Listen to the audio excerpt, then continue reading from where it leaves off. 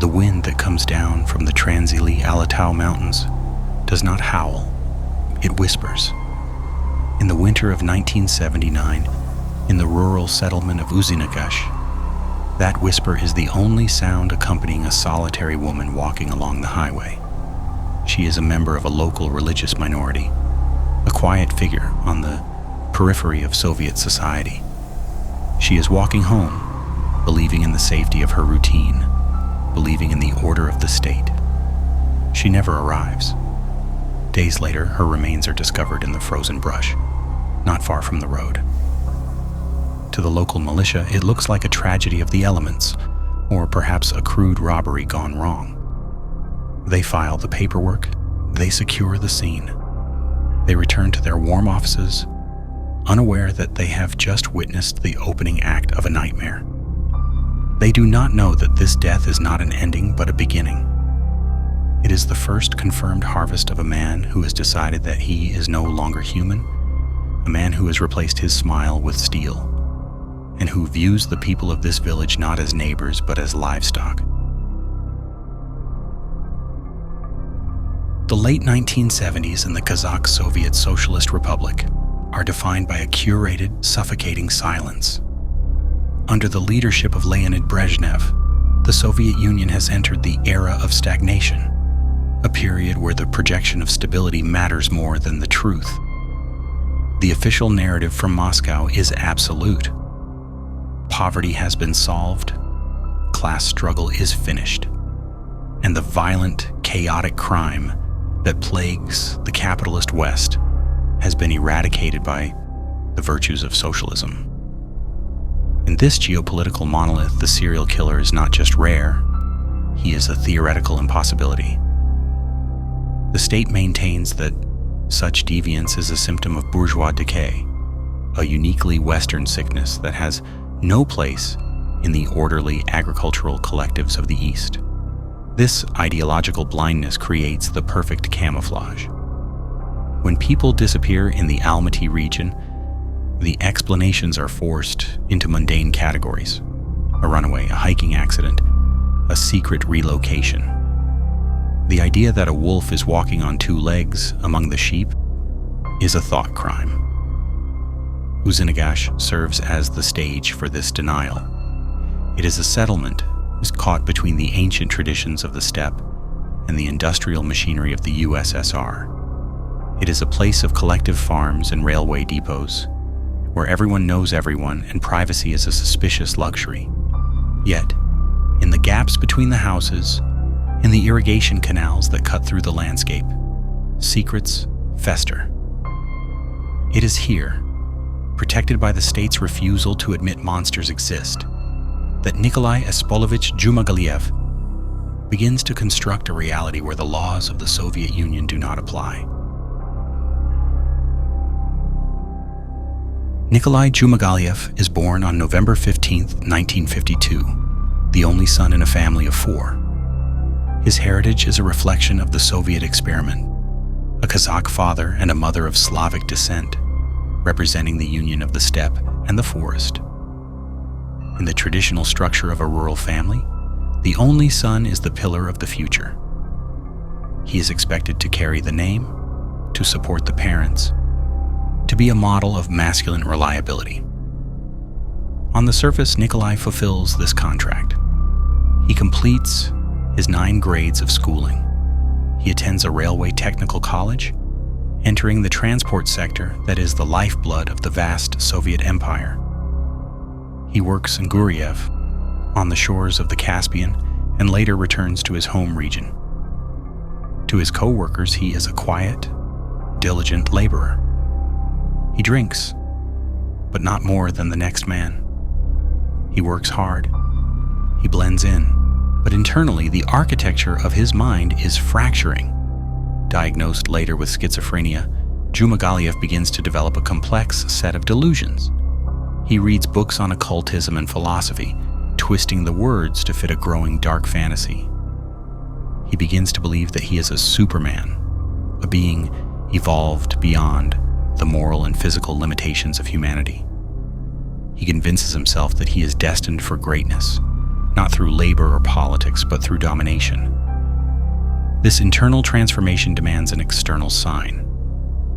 In a move that will define his legacy, Dzhumagaliev alters his physical form. He undergoes dental procedures to cap his teeth.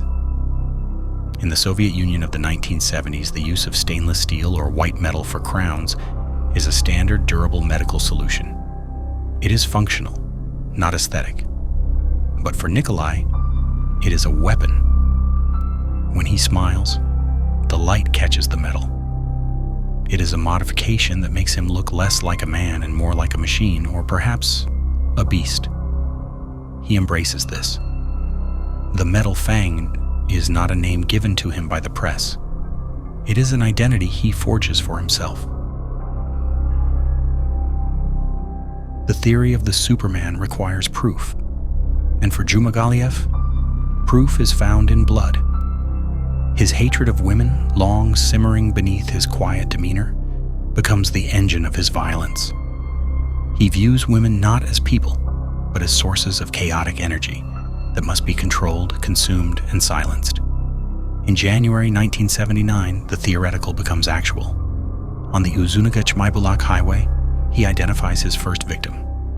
The choice is strategic. She is a Seventh-day Adventist, a member of a group that operates on the fringes of the officially atheist state. In his delusional logic, she is other, and therefore available. The murder is brutal, but what follows is ritualistic. Investigators would later uncover that Dzhumagaliev did not merely kill, he harvested. He takes remains back to his home, storing them, consuming them over the course of weeks. This is the darkest manifestation of his psychosis. He believes that by consuming the victim, he is absorbing their vitality, adding their life force to his own. It is a primitive, ancient logic resurrected in the age of space travel and nuclear power.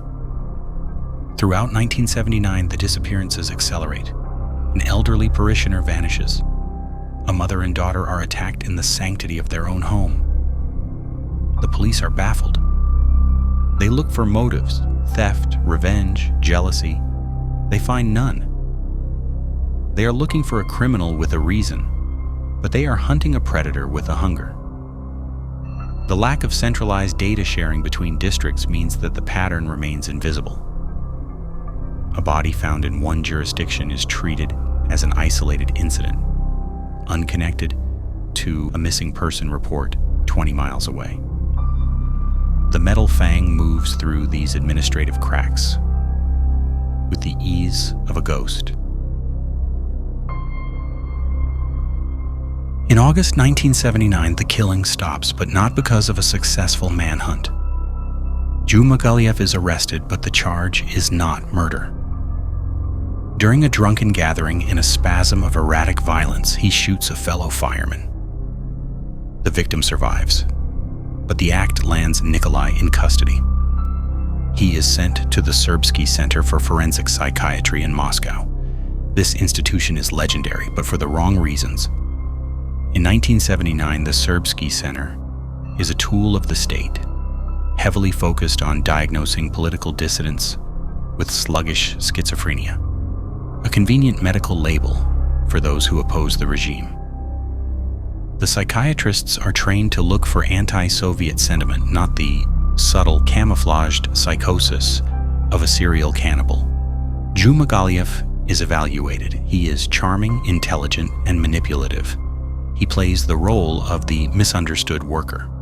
The doctors see a man with some mental instability, yes, but they miss the monster hiding behind the metal teeth. They diagnose him, treat him for less than a year, and then make a decision that will cost lives. They deem him cured. He is released. He returns to Uzynagash in 1980, not with shame, but with triumph. To his twisted mind, his release is validation. The state has tested him, and he has fooled them. He believes he is truly untouchable now. The Superman has outsmarted the system. He walks the streets of his village, greeting neighbors, buying groceries, all while planning the next phase of his ritual. The wolf has been caught inspected, and released back into the fold. The return to Uzynagash marks the beginning of the terror of 1980. Dzhumagaliev's methodology evolves. He becomes bolder. He begins to link his murders to the calendar, claiming he is performing sacrifices on the anniversaries of his ancestors' deaths. The delusion is now a fully formed theology. He kills a young mother. He stalks the rural paths. But his arrogance is growing, and arrogance leads to errors. On December 18, 1980, he decides to merge his two worlds, the social and the predatory. He hosts a party. The guest list includes friends and their female companions. There is music, alcohol, the veneer of celebration. The house is warm against the December cold. In the midst of the gathering, Dzhumagaliev lures one of the women into a back room. The door closes. The music plays on. Minutes pass. Then 20, then 30. The guests begin to feel the unease that comes when a silence stretches too long. They knock. No answer. Finally, driven by concern or curiosity, they force the door. The sight that greets them shatters their minds. The room is a slaughterhouse. Dzhumagaliev is there, stripped naked, covered in blood, actively dismantling the body of their friend. He is not frantic, he is focused. He is in the middle of his work. The screams that tear through the house alert the neighbors. The police are called. When the officers burst into the room, they are so horrified, so paralyzed by the visceral reality of the scene that they freeze. In that split second of hesitation, the predator reacts. Dzhumagaliev grabs an axe. He does not attack, he runs. He smashes through a window and sprints into the darkness, vanishing into the freezing night of the Trans-Ili Alatau. For hours he is loose. He runs through the snow, naked and armed, a nightmare made flesh. But he cannot run forever. He seeks refuge at the home of a relative, still believing that his family ties will protect him. But the line has been crossed. He is captured, shivering and raving. This time, there is no ambiguity. The evidence is on his skin, in his room, in his stomach. He confesses. He details the murders, the drinking of blood, the specific cuts of meat. He speaks of it with the detachment of a butcher discussing inventory. In 1981, the court declares him insane. He is sent to a specialized closed psychiatric facility. The iron doors slam shut. The village of Uzynagash exhales. The monster is caged. The dossier is sealed. But the story does not end in 1981. For 8 years, he remains locked away. But outside the walls of the asylum, the world is changing. The Soviet Union is crumbling. By 1989, the rigid controls of the police state are dissolving into the chaos of perestroika. Funding is cut. Guards are unpaid. Protocols are ignored. On August 29, 1989, during a routine transfer between hospitals, Nikolai Dzhumagaliev simply walks away. There is no dramatic breakout, no explosion. Just a moment of administrative incompetence. He steps out of a vehicle and into the vast, chaotic landscape of a dying empire. He is free. For the next 2 years, the Metal Fang is a ghost, haunting the ruins of the USSR. He uses his railway training to travel.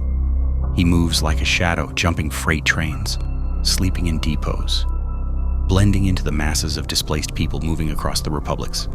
He travels to Moscow. He hides in the mountains of Kyrgyzstan. He drifts through the Fergana Valley. He is a predator on a grand tour, and he hunts. In 1990, in the city of Aktob, he targets a young girl. He breaks into a house, fueled by the old hunger. This crime, committed thousands of miles from his home village, goes unsolved for decades. The police in Aktob do not know to look for a fugitive cannibal from Almaty. They are overwhelmed by the rising crime rates of the collapse. Dzhumagaliev kills, and then he moves on, leaving another family destroyed in his wake. He survives by theft and cunning. He creates a false persona. He believes he can disappear forever, that he can start a new life in this new lawless world. April 1991. The Soviet Union has months left to live. Dzhumagaliev is in Fergana, Uzbekistan. He needs papers. He needs an identity. He devises a plan that is almost brilliant in its simplicity. He will commit a minor crime, get arrested under a fake name, serve a few months for theft, and be released with official discharge papers bearing his new alias. It is a form of bureaucratic laundering. He steals sheep. He allows himself to be caught. He sits in a holding cell, smiling his metal smile, waiting for the system to process him. But he has underestimated the persistence of one man. Colonel Yuri Dubyagin, a relentless investigator from Moscow, has been tracking the fugitive. He has sent alerts to every precinct in the Central Asian republics. He has warned them, look for the teeth.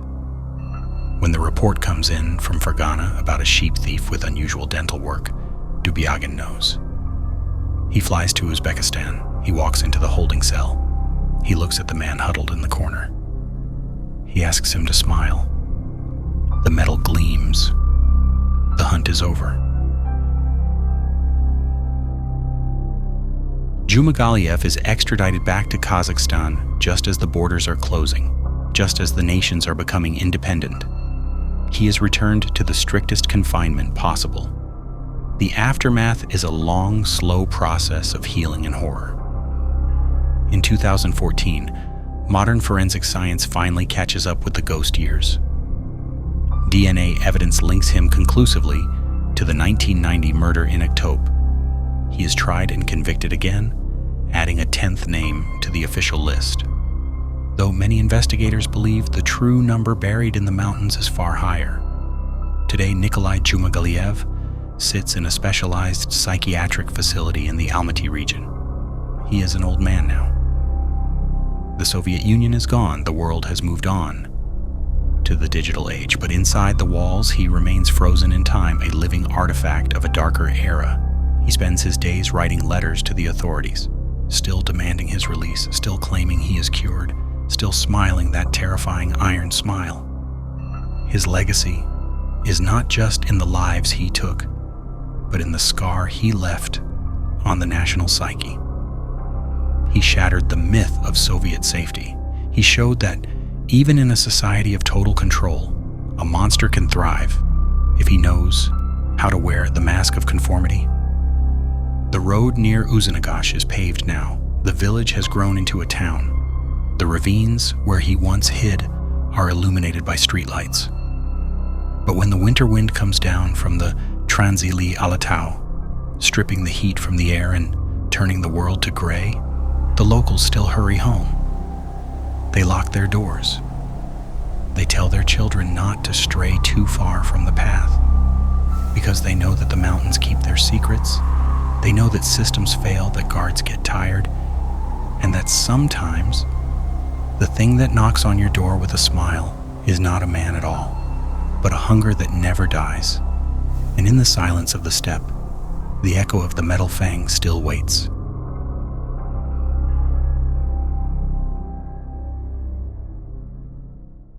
For 4 days, the police walked right beneath them.